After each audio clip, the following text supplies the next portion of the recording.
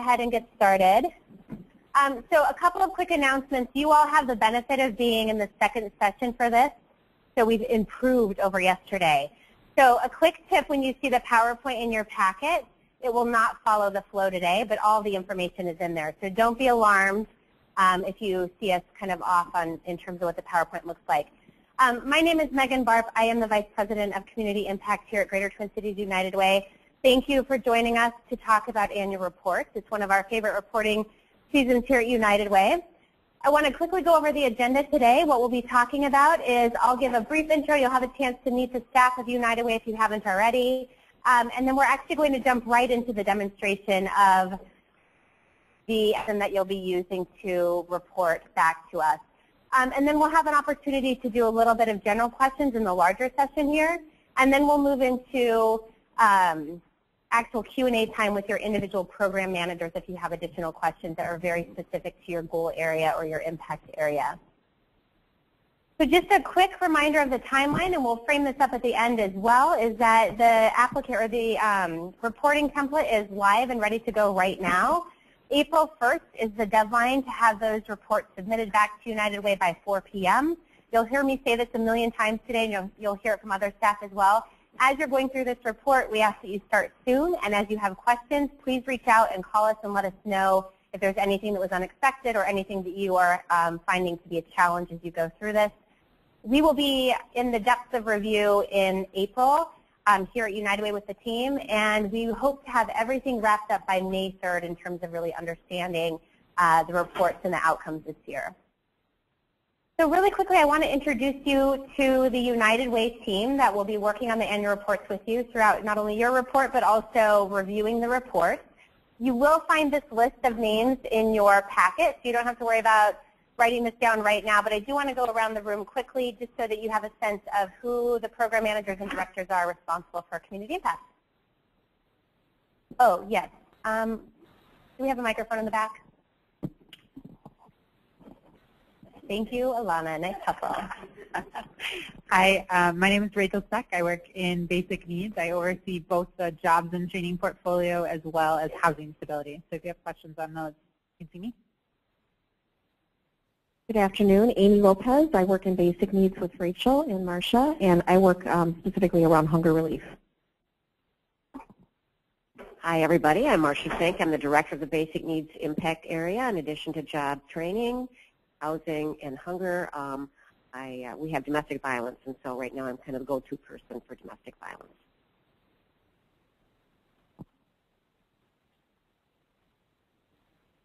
Hi, I'm Naomi Zook-Fisher with the education team, and I'm excited to be reviewing the reading by third grade and early learning portfolio reports, so that would be active and also home visiting parenting. And hi, my name is Alana Wright. I oversee our access to healthcare goal here in-house. And I'm Rajan Moon, and I oversee the independence goal in the health impact area. And I'm Katie Jarek, and I'm Community Impact Operations. So when you don't know where to turn, you turn to me or you turn to Melanie, who's back there, and she's very shy. Excellent. Okay, perfect. So we're actually going to jump in now to the demonstration of the actual application website, and then we'll circle back to why annual report. So we're going to do a little bit of the Kevin and Megan show on this one. Kevin is the mastermind in IT behind making sure that the application is up and ready to go, or the reporting template is up and ready to go with his team as well. So we're just going to do a live walkthrough of what to expect as you start reporting. Thank you. So again, my name is Kevin Anderson, so I oversee IT here at the United Way. I haven't had a chance to meet many of you, so it's nice to see everyone. We're excited to have you and try out our new system. So we'll launch into it here. Another thing I'm just going to point out, if you have questions, we're happy to answer them. There's a group of folks who are following along in a webinar today. So imagine if you're at your office or at home on a webinar and somebody in the audience asks a question. It might be confusing. You wouldn't be able to hear them. So what we're doing is, if you have questions, we're asking you to make sure you have a microphone so that everybody at home can follow along as well. So the new system, so a couple high points of it. Our old system, GIFT, which we used to do applications and reporting, you may remember, was limited to sort of one login per agency, which was a little constricting, particularly for agencies that are receiving grants in more than one area. So with the new system, everyone in your agency can have their own login and password. When we log in, you'll see there's an agency dashboard. So when you first enter the site, you'll see sort of the agency level view of it, which will have links to all the different areas where you will go for reporting. So you log into the front page, and then from there go to different subsites, individual subsites for each RFP. So where you'll be filling out reports for each specific grant that you're receiving and reporting on. And we've streamlined the reporting form as well. So some resources that we have for you that are in your packets. PowerPoint overview of the new grant system. That's in the packet. There are online instructions for reporting as well, and I'm going to show you. So here's where that link goes to. So all this information, if you happen to lose your packet on the way home, all this information is online as well. Annual reporting guidelines, the end of our meeting today, service level agreement that talks about what we as an IT department are committed to providing, and then sort of this presentation. Oh. And if for those of you that are following along in your PowerPoint packets, we're on page 8. You have the benefit of learning from what we did yesterday and trying to tweak. So we're kind of changed our flow a little bit. So we're on approximately page 8 right now in terms of going through the actual system, and then we'll give the overview about the importance of annual reporting after that. So maybe the two most important resources from an IT perspective for you are the next two, our help desk email and our help desk phone. So if you have, as we'll talk about, if you have questions about your specific program or the report, maybe you have questions about how you should fill out one of the indicators, or maybe you have questions about how to fill out one of the demographic fields based on the way you collect information. You would talk to your program manager about that for those sort of program-specific things. But if you have technical questions, like you're having a hard time getting in the system or something like that, then support@unitedwaytwincities.org would be the place to email, or you can just give us a call, the help desk phone. So I will point out somebody, Katie Mangan in the back, is actually to prove to you. So Katie will most likely be the person who's answering support@unitedwaytwincities.org. It's a real live person. It's not a robot or something like that. So she's most likely to get back to you. But that's certainly the fastest way to get information. If you email me directly, I might be whatever out of the office or something like that. So, but we'll always make sure 9 to 5 or 8 to 4:30. Monday through Friday, there's somebody there at support@United Way Twin Cities. So, excuse me, same call, but half of this room probably does. Using the new grant system. So we'll go through the details here, but just want to make one point here in terms of the steps of creating reports. So the first step, creating your report team. I'll explain why in a second, but it's important that you sort of sit down and figure out who all is going to be working on the report for your agency before you get started. So the first step is to think through, based on what we talked about today, who all is going to be involved, and make sure you have a login and password for all those folks before you sort of get started. We'll talk about how to prepare to log in, how to get in and start a report and submit a completed report. So we'll walk through that step by step. So part of the preparing to log in is to make sure you've got the right tool on your computer to do so. So it's a web browser-based form that you'll be filling out, and so you just need to make sure you have the right web browser to do so. Internet Explorer 7 or above. I suspect most of you have Internet 7 or above. I think the current version is 9. So, you can fill it out on Firefox as well. It does work in Google Chrome or Safari, but the experience might not be quite as good. So if you're unsure about this or you don't have Internet Explorer 7 or above, you'd want to talk to your IT staff at your agency, and we'll be able to help you with that. So again, making sure you register everyone on your team. If there's somebody in your agency who has not been registered and you would like them to be, there's a form here, and I'll show you again. That was back on the original page here. So request a new user account. It's pretty straightforward. Click on that, fill in your first name, your last name, your organization, phone number, address, although that's important for you folks since we know where you are. This question is, do you need access to any existing grant applications or reports? I'll explain to you why that's important as well. So if you're coming along later, you know, your team sort of started working on the report and you decide, whoops, I need to make sure somebody from finance is involved, and they go and fill this out. They'll want to let us know that you're working, you already have this report in progress, and that they want to have access to that as well.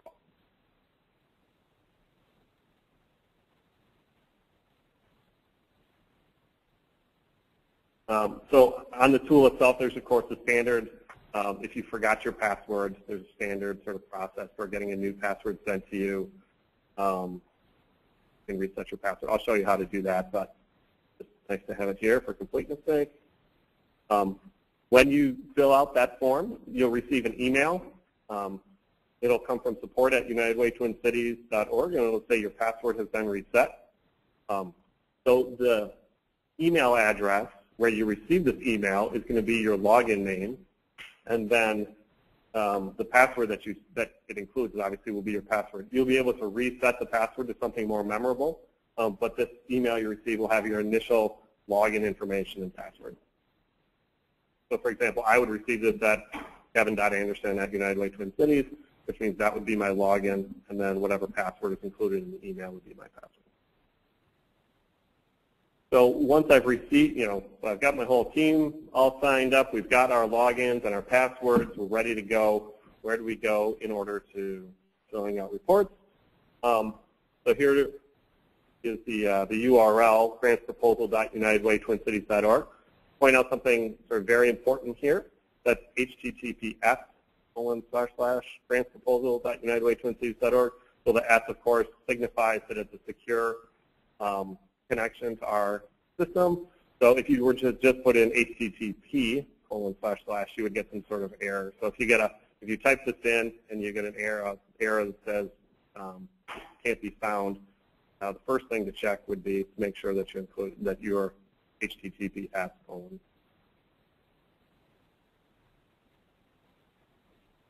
Oops, probably not ready for thank you. Oh, I hit end instead of the down here. I'm sorry. All right. Go for a tour. That's what I was expecting.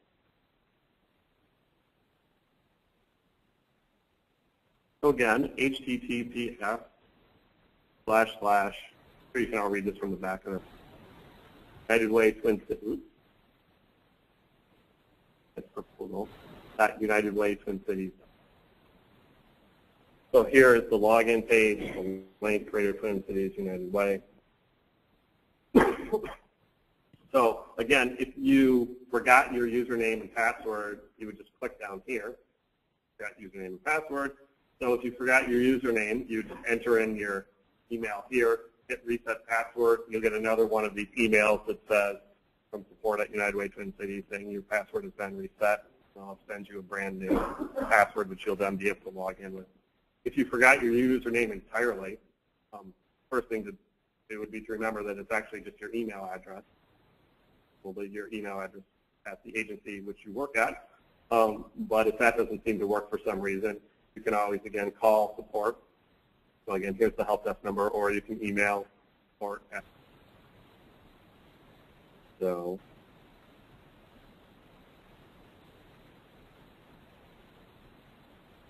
when you're testing out a new system, sort of appropriate for email you have.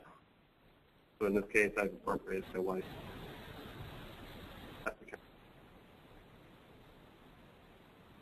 And just for the sake of sort of showing you what this looks like, I went into our database and I set her up so that she was associated with one of the agencies.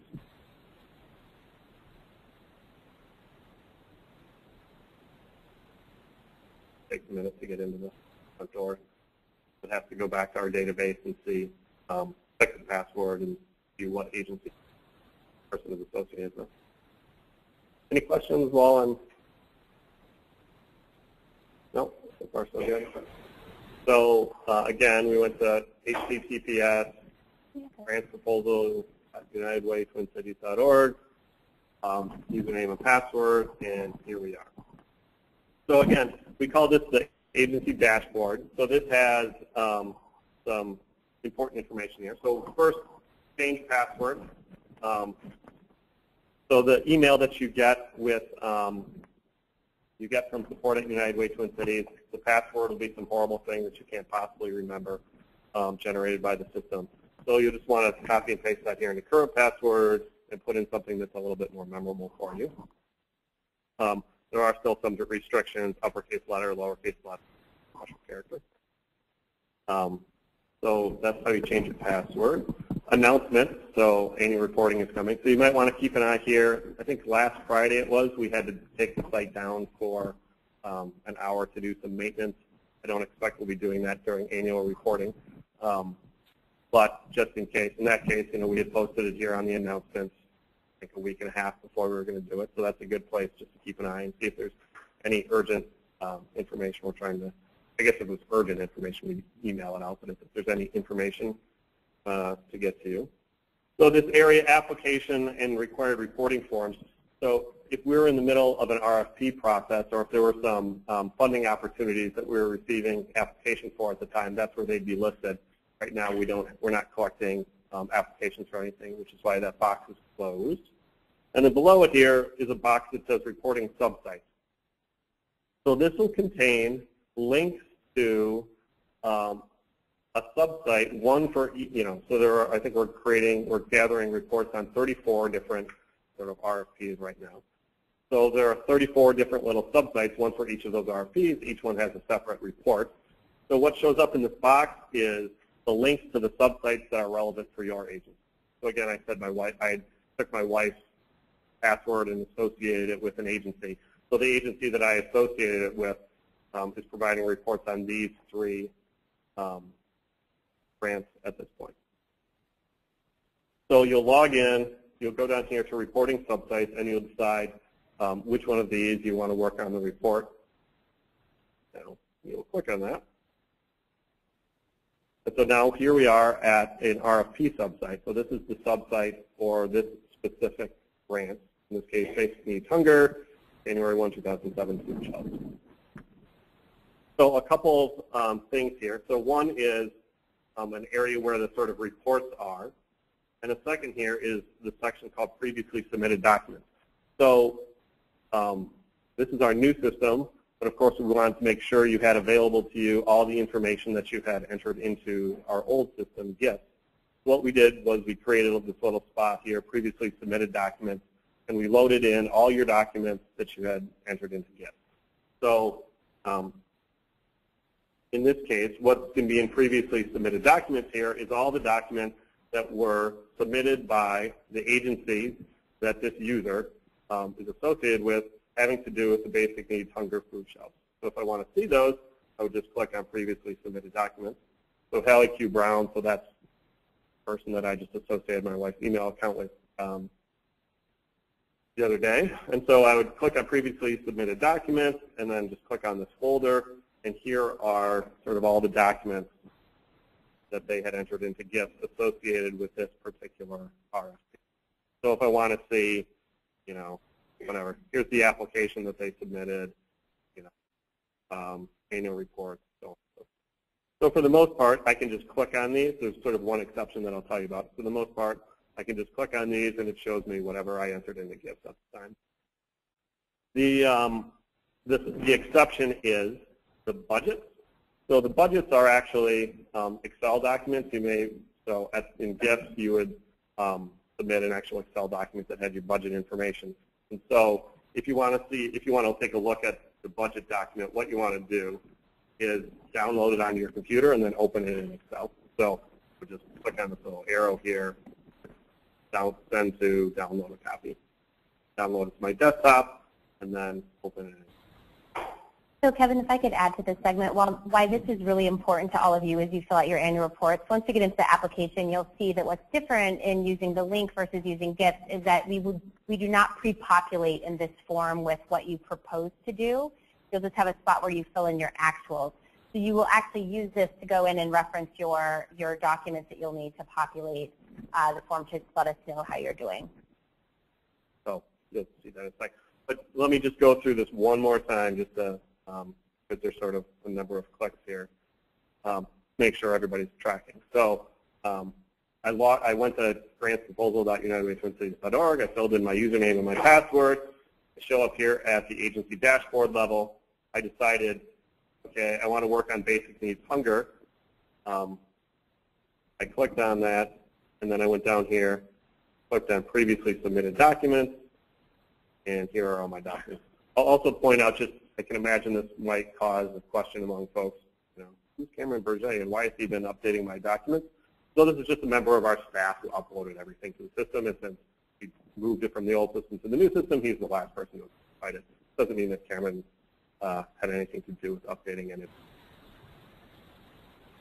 All right, so you've reviewed the old documents that you submitted in GIF, and now you feel you're ready to start working on the report. So again, or if you would skip that step, I suppose, you could just go from the agency dashboard into the RFP subsite. And you want to start a new report. Guess is all you bright folks here will be able to guess what you do in order to start a new report. You click here on report, and the report pops up. So we'll go through this in a little bit more detail, but let me just give you sort of a high-level sort of flyby first. So there are a couple fields here right up at the top, the red stars next to them that are required.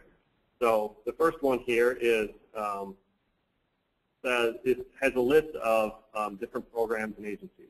So what you want to do is select your program. So what's going on here is you're filling out the information here in this system, and then the information is getting sent back to our database where we can compare it to what you proposed and whatnot, right?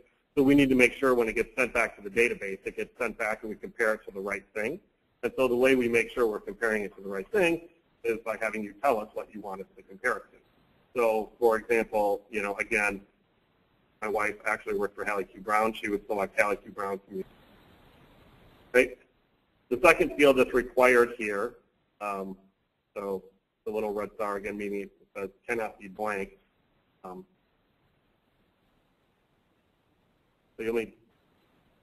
So yesterday we had a few people in the morning who very enthusiastic. They went back and started working on the reports. They called up and said that they could not save the application. Well, what had happened was they had not filled in something for one of the required fields, and when they pressed save, it gave them an error. And so they called up and said, hey, how come I can't save? So if there's a required field, I like to grab. The way you're filling that out, Kevin, just in terms of that format of what we're looking for ease of reviewing all the reports here, you want to start with your agency name and then the program name. So you'll see that we have that format descriptor beneath that box. So just again, the quick flyby here. Program. So there's the program contact information, program indicators, which we'll talk about a little bit more detail. Some narrative questions, we'll talk about in a little bit more detail. Some budget information. Demographic data information, we'll talk about detail, and then serviceability locations. So let me give you a couple warnings, which I'll repeat ad nauseum. So the first one is, like anything else you're doing on a computer, it's a really good idea to save your work as you go. Right? If you accidentally kicked out the computer and lost something. So work on it a little bit, hit save, work on it a little bit, hit save. So that's the first. The submit button, so when you are finally completely finished with your application, you'll submit it. And so once you've hit submit, what that means to us is agency's completely done with this, everybody's in agreement, everything looks good, and we're done with it. So once you've hit submit, it moves it from being in draft status to submitted status, which means you can't make any more changes. So the document itself has moved, is now it's read-only from your perspective. Now, if you make a mistake and somebody accidentally hit submit instead of save, again, you can email support@UnitedWay-Twin-Cities and say, sorry, we made a mistake. We didn't mean to hit submit, and we'll be able to move it back into draft status, but a little bit of a hassle. So my advice would be, wait until you're completely, finally done before you hit Here's the other warning I'll give you. So the good thing about, one of the good things about the new system is that you can have multiple logins, passwords for your agency. Okay? So if Haley Q. Brown is filling out 3 reports, they can have 3 people in there, one of them working on each of those reports. Bad thing about having multiple logins and passwords is that if you have 2 people open up the report at the same time and make changes and then hit save, the last person will overwrite the changes of the first person. So that's critical. So again, I'll say it a bunch more times. If you have 2 people who are in the system at the same time, working on it at the same time, and they both hit save, the last person is going to overwrite the first person. So just think about, think about what's sort of going on with the report. The report's living here on our computers here. You log in, so I log in and I open up the report. Our computers here at the United Way send the, send the information to your computer or to my computer in my office. I start typing. I don't hit save. Megan logs in. She wants to start working on her section of it. She opens it up. Our computers here send her the most recent information it has. Since I haven't hit save, it doesn't have any more recent information. It sends her that information. She starts typing on something else. I hit save. My computer in my office writes back to our computers here, replaces the most recent version, what was on my desktop.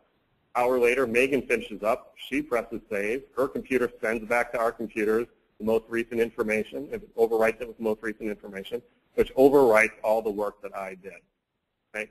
So the important piece here that can't stress it off enough is it's incumbent upon you to make sure that as a team you sort of figure out who's working on what and who's in the system working on it when. Kevin, can you speak to that, how that's within the same report for the same program, but if they're an agency funded in multiple program areas? Yep. Thank you. Excellent question. So again, so remember for this example that when I logged in the front, Haley Q. Brown had 3 reports that they needed to work on. Perfectly fine if I'm in there working on report number 1 for, and Megan's in there working on report number 2. That's 2 different pieces of information as far as our computers are concerned. So we can both be working and saving and doing all that stuff and not worry about it. Different reports, just fine. You can have you can have somebody working on on each report with no worries. The problem you have is if you have 2 people working on the same report at the same time. So Kevin, a question came in via our webinar. In terms of agency level information, say that you have different programs you're reporting on, should you report the same at the agency level in the annual report? So there's not, let's see, let's go through here and see. I mean, so unfortunately this is tough because I'm not sure I'm completely accurately interpreting the question. There's organizational budget, there's a limited amount of organizational budget information, so total organizational budget, current fiscal year, and date. So presumably that would be the same for multiple, if I have multiple programs, the agency would be filling out those. But other things like program budget information is unique to the program. So again, if I'm doing reading by 3rd grade and Megan's doing out of school time, this is the program, this is my reading by 3rd grade information, and she'd be filling out her out of school time. We'd be filling out our individual programs. The program-specific indicators are obviously going to be, my reading by 3rd grade indicators are going to be different from her out-of-school time indicators.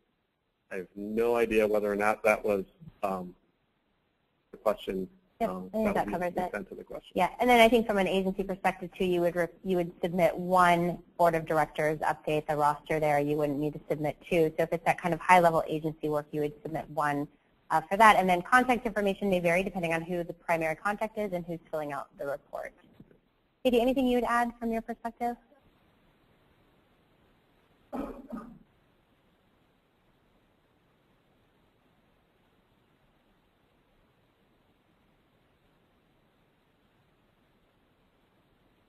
Right. So Katie, what she said for those of you on the webinar is that we're only asking for total organizational budget, and the financials will be due at a different time, which we'll go over here in just a moment.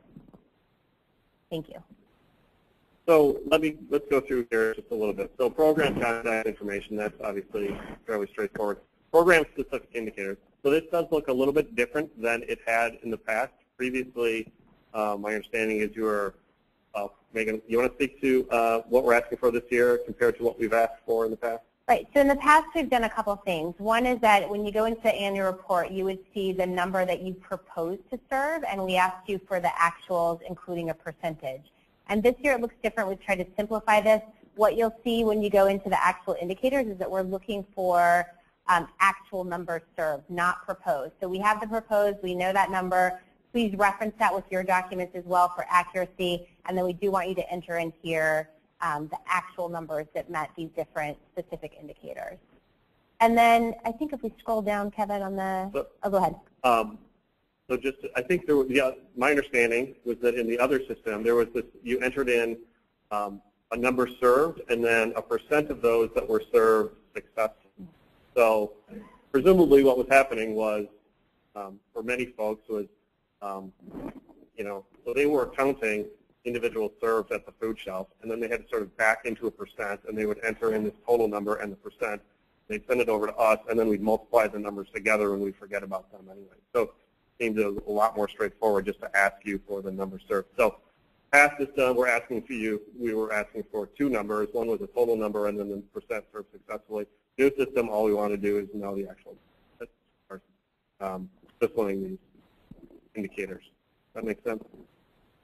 Hoping that's so hopefully it's easier, yeah. And then the really important part of this, the numbers are certainly important to us, but the text box that you'll see in here under narrative, we really do want to understand any variances, positive or negative, in terms of the numbers that you're reporting. So not just the numbers alone, but really do tell us that story in terms of some of the barriers, some of the challenges, or some of the really positive results that you saw within your numbers here. So this is where we want to learn more about that. So I can't read this in the back, but this is just, note and explain any variances to actual numbers, giving the outcome versus proposed numbers. So again, if you need to remind yourself what the proposed numbers were, those will be in those previously submitted documents.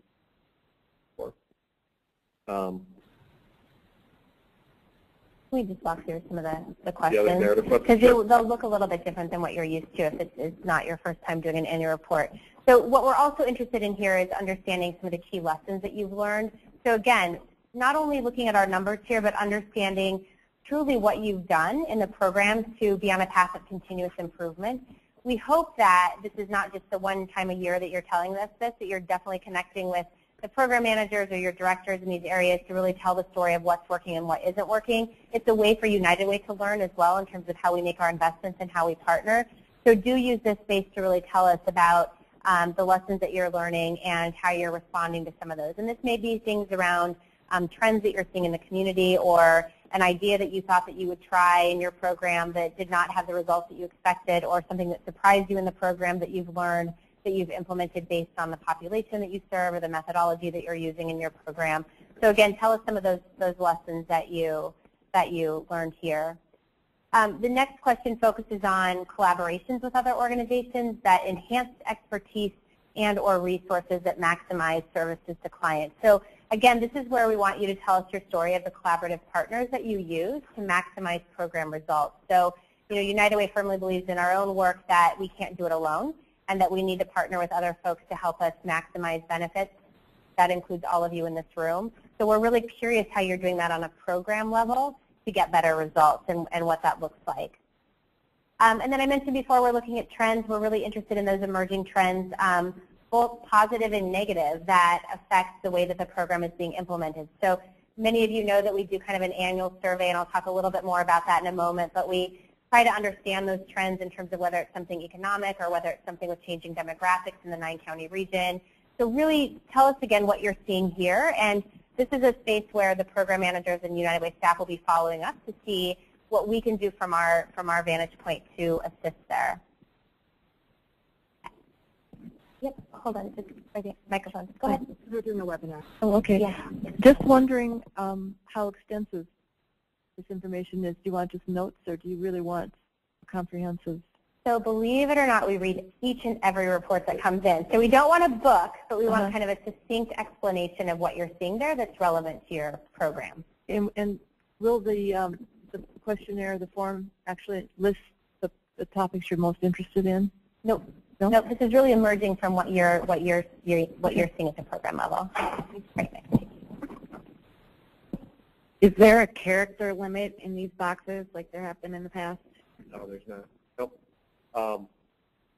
You could add, I mean, if you're trying to type War and Peace in here, you might want to think about, the technology won't limit you, but, have some mercy on our program. Yeah, we've tried to make it more user-friendly this year, which I think you'll see right away.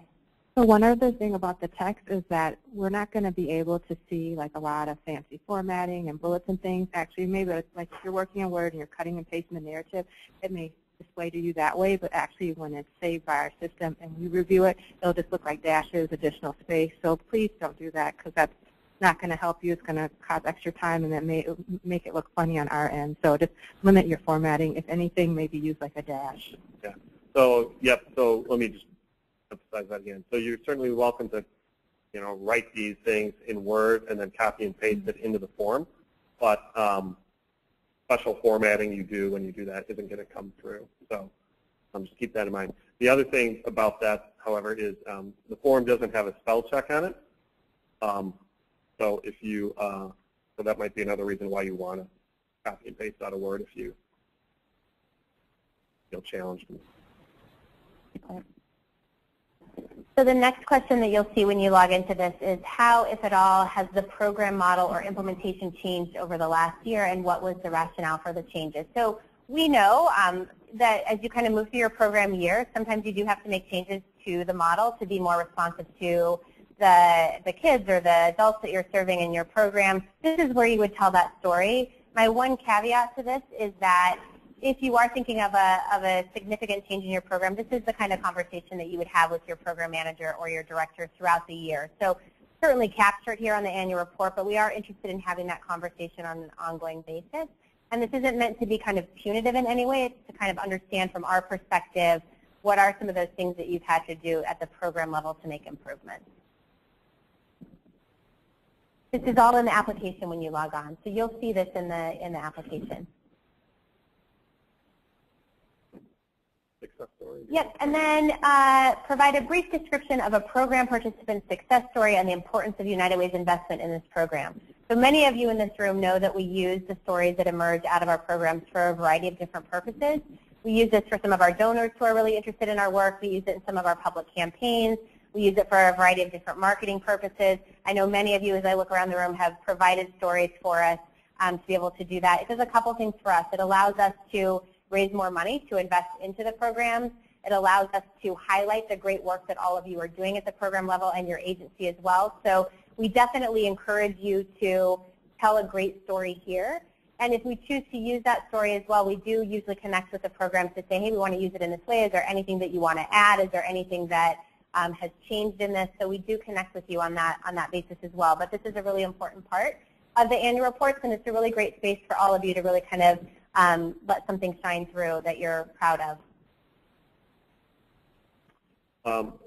And then we get into organizational budget information. I remember yesterday there was a question about folks who had a fiscal year, so it says 2012 actual here, and folks who had a fiscal year that didn't line up with that. So, Katie, did you want to? It's your fiscal year, whatever that is. We're not trying to make you redo math for this report. What we use the total organizational information for is to look at what % of your funding is United Way. That's all we're looking at.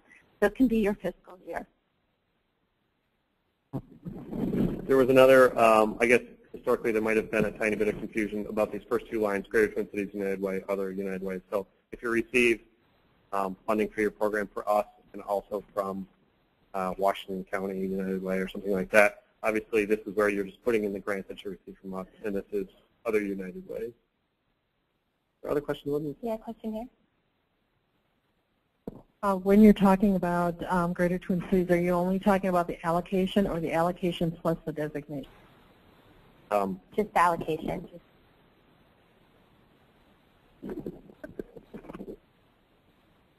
So I suppose designations would probably fall under individual charitable contribution. Yeah, I don't know that we've gotten that specific in the past, to be honest with you. Technically, you could probably count it there, but we haven't looked that specifically at where designations would fall. So additional information is necessary relevant to explaining the budget, and then the demographic data. So a couple things about demographics here. So there's really two groups of demographics. So the first are all questions about individuals, right? So total clients served, and then breakouts by gender, by age, by race, ethnicity, geographic information. And I'll point something out here. So let's say that my program served 1,000 people. So all of a sudden I have these red boxes show up, and what the red boxes tell me is that math isn't adding up here, right? So I said I served 1,000 people, but when I add up the gender subcategories, I end up with 0. So something is clearly off there. So once I sort of enter in numbers which add up, make the math work out the red boxes. So that's just a little guide to help you guys make sure that sort of the numbers you providing make logical. So these are all at the individual level, and then at the household level, we're asking for our income information. So again, total number of households served, presumably that would be same or less than the number of individuals served, and then the same sort of thing here with the red box that something doesn't. So that's demographic information. Can I just add one point to that? Something that came up in questions post-training yesterday was the school-based or the out-of-school time programs. If you don't have access to the income data for the household that you're serving, we ask that you use something like free and reduced price lunch for the kids that you're serving there, or explain what you're using in order to determine the income information. So then the last thing here are service delivery locations. So we're very interested in knowing not just where your headquarters are, but where you're actually providing services to your clients. And so you can enter it, so we're asking that you enter in all the places where you're delivering service. So just to show you sort of how this works. So the location name might be say, or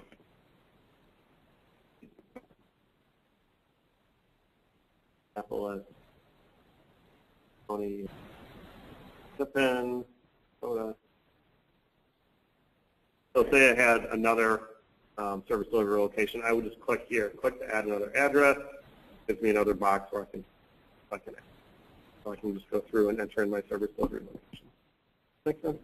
Yeah. With these delivery locations, like for my agency, we have multiple sites, but for our United Way funding and our report, it's down to like 2 sites of our 5. So would we list all 5 or just the ones that relate to that report? So you would list any program sites that are funded under your United Way grant.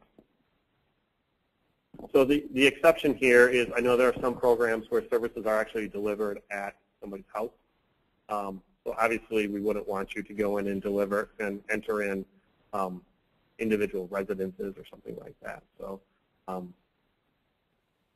childhood visitation program or something like that where the service delivery location is not sort of your site, but it's the actual client site would not be included there. I just have a quick question. We deliver our services at 33 locations. Our corporate office is our main headquarters. We're not exactly delivering services there, but do we include them in the service delivery list? Right. So that we want to know where you're actually delivering services. Yeah. So again, we're saving as we go along, and I'll point out a couple of things here. So there's a print preview here, so I can see what the report looks like once I've entered in information. Yes, go ahead. Have another question? We literally have 900 because we have that many partners. Mm-hmm. So we've been attaching a list as a supporting document. So you're delivering services at 900 sites based on your United Way funding? Yeah. Okay, so let's connect with your program manager or the director, and we can do a workaround on that. We normally include our camps because we do deliver programs there, but we have an extra list that we provide, just listing those out. Yep, great. So we can connect with in the connection section of this so that you can talk that through and come up with the best solution. But that sounds pretty tedious. So let's say that Megan and I are working on this together, and of course we're not both in there at the same time because we'd be worried about overriding each other's stuff. So I get done with my section, and I hit save, and then I would hit close. The data on this form may have changed. Are you sure you want to close this form? Well, I just hit save, so yes, I'm confident I want to close the form. And so you'll note that now here under annual report, my report is showing up here. So next time I go in, I don't want to start a new report again. I want to go in and work on the report that's already been started. And in fact, Megan doesn't want to start a new report either. She wants to work on it. So I would just click on the report here, and it would bring me back, and now I can make some more changes. So that'll be on the agency dashboard. Do you want to demonstrate that again? The question is, where did Kevin find that? So so let's say I go off and come back the next day. I go to grantsproposal.unitedwaytwincities.org, log in, if anybody's name and password. I come back here to the top, the agency dash.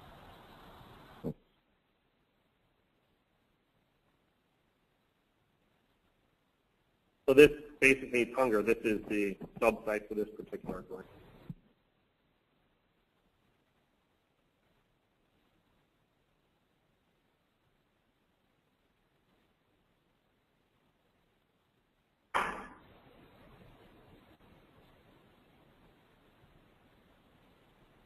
So next morning I come in, I log in, I want to work on the report some more. But here we are at the agency dashboard again. So what I need to do is I need to go and make sure that I'm sort of in the same place. So I was working on basic needs hunger yesterday. I want to go in and work on that report again. So I go back to that reporting subsite again, to the basic needs hunger subsite again. Right? And now here's the report. So remember, my basic needs hunger report is going to be in the basic needs subsite. My education early learning to access is going to be in the early learning access subsite, and so on. So another sort of lesson we learned yesterday, after the reporting, some folks came in, or in the afternoon, some folks called in and said, hey, there was that drop-down box. Well, two things. There was that drop-down box where I was supposed to identify who I was. I can't find that. So it turns out what a few folks had done was they had come in here, they had gone to basic needs hunger, and then they started looking around for the drop-down and couldn't find it. So remember that drop-down is actually in the report itself. So you won't find it in the subsite. You'll find it in the report. The other piece is there was one person who called in and said, hey, I'm in the report. I looked at the drop-down box. I couldn't find my agency. What's going on? So she emailed support and said, we looked at it and we said, huh, that's weird. So we went and we added her to the drop-down. So 34 subsites. I wish I could promise you that that was the very last sort of data entry error that occurred, but I'm not so foolish as to make that promise. So my suggestion would be, yesterday on whatever it was, February 5th, that was no big deal at all. If it was March 30th, that would probably be a big headache for everybody. So I suggest you, get started sooner rather than later. Other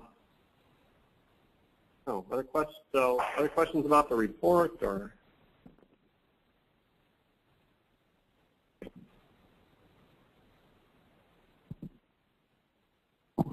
I have a question that might be a little early, but because I've already been in the system, and we had a new contract start for Urban Opportunities, for example, but there are 2 reports for us to complete for Urban Opportunities, one for the old contract and one for the new one.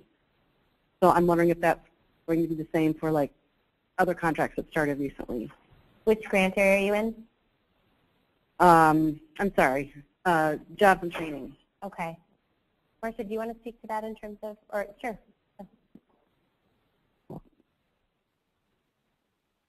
So for all the jobs and training programs that previously had a grant, so you were getting funding from us, multi-year funding from us that ended June 30th, and then you got the new grant starting July 1st. We're just asking you to fill out the current indicators, so the ones that came into effect starting July 1 for the entire calendar year.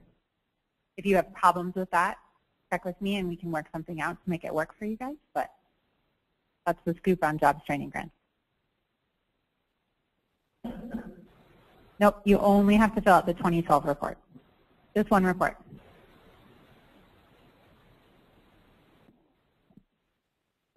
Other questions? So at the risk of belaboring this,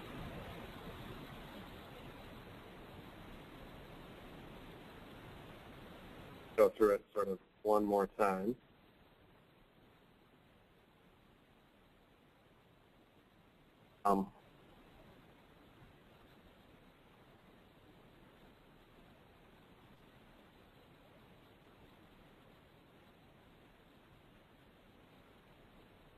Maybe meanwhile we'll go back to that. Make sure we covered everything that we wanted.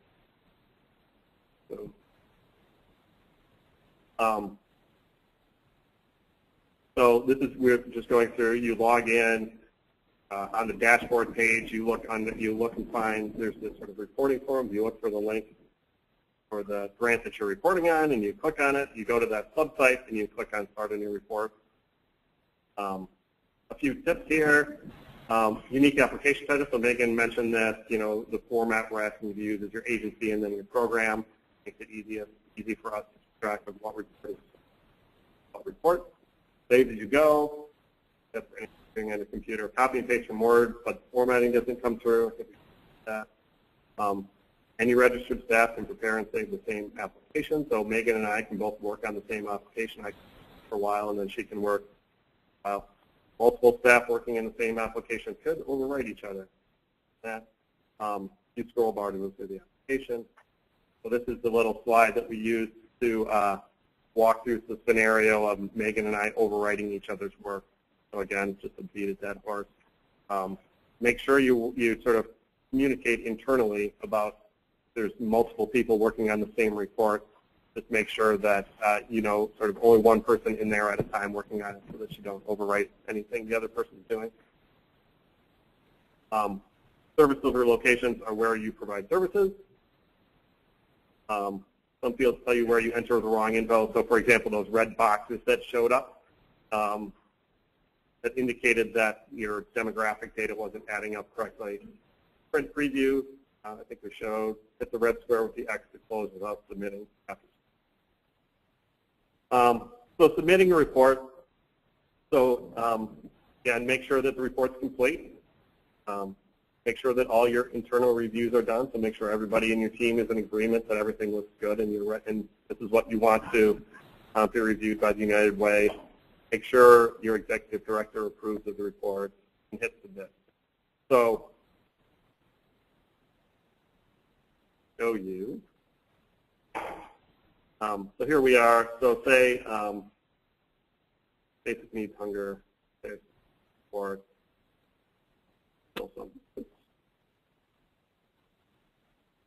so save it. So if I save it,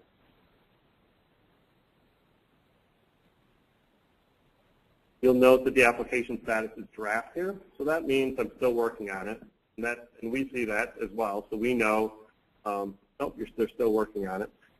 So I go in here, and I'm convinced that I'm done with it, and I hit submit, it sends me out automatically. And now the status is submitted. So on the front page here, you'll be able to tell whether or not it's in draft mode or submitted mode. Once it's in submitted mode, I can certainly open it up and look at it, but it's in a read-only status, so I can't make any changes. So here again, we're on the grant subsite. Underneath the annual report, this is where I track or if I'm in submitted status. That is one of the questions we get a lot. How do we know if it's really submitted? If it says submitted, it really is submitted. So it's just one of those things, I think, after you work on a report for a very long time, and we really want to make sure that United Way got it. But if it does say submitted, it's there. And if you need extra reassurance, we will give it, but it really does mean submitted. So there is a service level agreement that's in your packet. Again, this just speaks to what the IT department sort of committed, the support we're committed to providing. Again, we're open from 8 to 4:30 Monday through Friday, although I think the only holiday during annual reporting is President's Day when we're closed. Email support at United Way Twin Cities or give us a call. And again, you can find our training materials. So this is just the page that I showed you at the beginning that had all the documents we're reviewing today, if you want to access those electronically.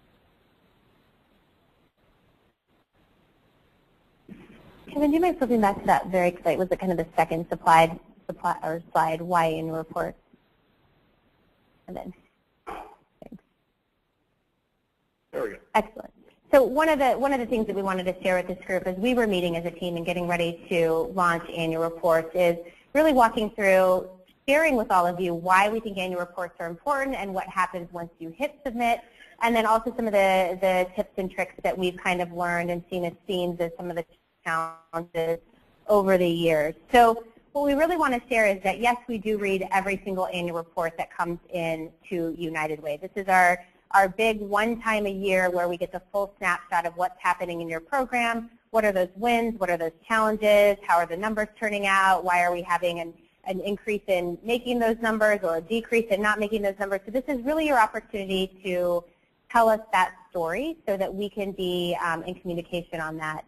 And then the data is really important to us, of course. It allows us to understand progress towards your goals at the program level. It allows us to understand the overall progress towards our community goals as a portfolio. So we really do look at this, and as I mentioned earlier, we share it out with a variety of different stakeholders who are interested in this data. So many of you have probably seen our community scorecard that we release every year through our marketing team and partnership there, but we definitely share this data with a variety of people to tell the story of United Way and of the great work that you do. And then again, it really is so that we can understand what's working and what's not working and how can we assist in helping create that continuous improvement at the program level as well. And then again, we have a million different stakeholders that we communicate here with at United Way to tell the story of the work that's happening in the community. So it's a way for us to really use that information and share that knowledge. And then of course it informs us of those emerging themes and best practices. So one of the things that's really important to us, if something's working in your program, we really want to find ways to share that with other programs that are similar to yours so that we can improve those best practices. So many of you have joined us at our grantee meetings. Many of you have used unitedfrontmn.org to communicate some of that work depending on what goal area you're in. So again, it's a way for us to share those best practices through the data so that we know kind of what's happening. And then also, of course, the continuous improvement. So that's a really big thing for us here at United Way that we are working on as well. And then, sorry, the order is a little bit wonky. We also wanted to share some of the kind of advice and things that we've learned along the way. The first one on here is not a big surprise. We are hoping that you will be as accurate as possible and really think about quality in terms of what you're delivering. So as we walk through those questions that you saw in the actual application, that really is for you, again, to tell us what's working, what isn't working, why you might be seeing variances, what are those trends that you see. You all are doing the work in the community, ear to the ground, so it's helpful for us to understand that. Kevin mentioned that please don't start on March 30th. If you could start as soon as possible, that would be really helpful. And our hope is, as you move through this report and you're filling it out, if you have any questions or any concerns or you see something in your program that you thought, ooh, we thought this would actually be a hit and we actually missed something, please pick up the phone or email your manager to have that conversation. We will definitely be doing follow-up as we read the reports, but it will be really helpful for us to actually have that dialogue with you, not only for the annual reports, but in an ongoing way throughout the year. So please do let us know how we can help. And the 3 words that we've kind of thought about here as annual reports are communicate, explain, and document. So this is really that opportunity to do that. So please do reach out to all of us if you have questions. That is what we are here for. And then some of the common challenges, we talked about a lot of this as we were walking through the report, but provide the numbers achieved versus the numbers proposed. That's a big shift this year in terms of the report. We want to know the actual numbers that you are accomplishing through your program. Please do complete the narrative. Please don't write War and Peace. That was a good way to put that, Kevin. But definitely make sure that you feel comfortable with what you're conveying to the staff here so that we understand your program well. Again, incorporate those changes that we should be aware of. If you had significant shifts, please let us know. If you had to change program locations for some reason, please let us know. We do hope that those changes happen throughout the year. You call us because that's part of our strategy in terms of how we invest. But if this is the opportunity to do that, please do so on your annual report. Kevin walked us nicely through the demographics, both individuals and households. And then, yes, please do provide all of the program delivery sites. This is really helpful for us in a variety of different ways. As we think about our investments in the overall 9-county region, this allows us to map out the programs of where we're funding so that we can see where gaps exist or where we need to focus in a certain area or where we have saturation in a certain area so that we can kind of look at that from that macro perspective. It's also very helpful when we get a call from someone who's interested in understanding how much does United Way invest in the East Metro. And so we can look this up in terms of what you provide to us so we can kind of narrow in on certain geographic areas and demographics. So that's really helpful for us there. And then if you're confused at any point, go back to that list of managers and staff at United Way and let us know.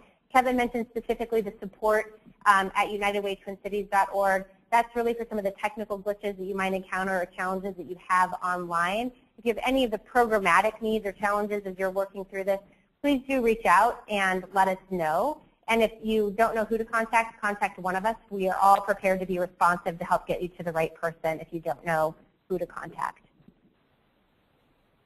And then something new this year, you're not submitting as many documents as you have in the past. Really the two main things that you need to be thinking about for the annual reports. One is the actual report that you submit in the link. So the link is the web-based system that Kevin just walked you through in terms of the annual reports. And you'll also be submitting an updated Board of Directors roster for 2013 or your most recent that you have on hand. So those are the two things that you will be submitting. And then just to walk you through the annual outcome reporting, this came up in jobs and training, but this is trying to map out for you some of the different reporting that you will go through. So if your program operates on the calendar year, you submit outcome results for January through December of 2012. If you're on the school year calendar, you will submit from July 2011 through June 2012. So this is reading by third grade, out of school time, and one of the early learning areas. If you're a newly funded program new to the goal area as of July 2012, you will report from July to December 2012. And if you're a previously funded program entering the new funding cycle as of July 2012, it's January through December 2012. So this is meant to be your guide because this has always been confusing both internally and externally, to be your guide in terms of how you submit this year in annual reports. You had said that if we run on a fiscal year, we can use our fiscal year data instead of the January to December. So that's for the org budget. Katie will take that. That's just for financials. That isn't related to your outcomes. This is about your program outcomes.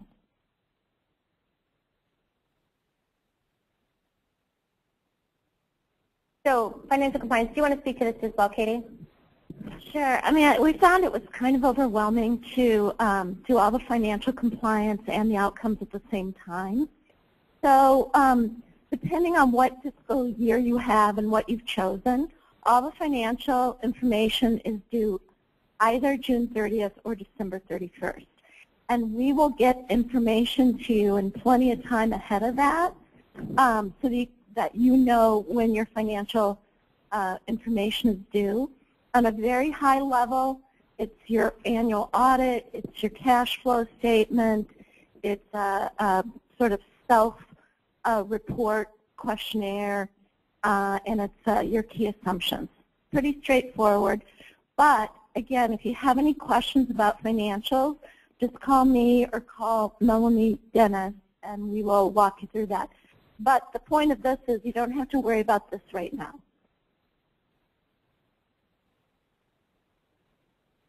So one of the things that we wanted to share with you is that we are implementing new this year a grantee perception report, which is through the Center for Effective Philanthropy. You will all be getting an email, or many people from your organization will be getting an email shortly to fill this out. And what we're really looking to do here is to get really candid feedback from all of you in terms of a variety of different things of how you feel about working with United Way in your specific goal area and overall. So what I want to really point out about this is it's anonymous, so we're not going to be able to understand who said what at what organization or what program.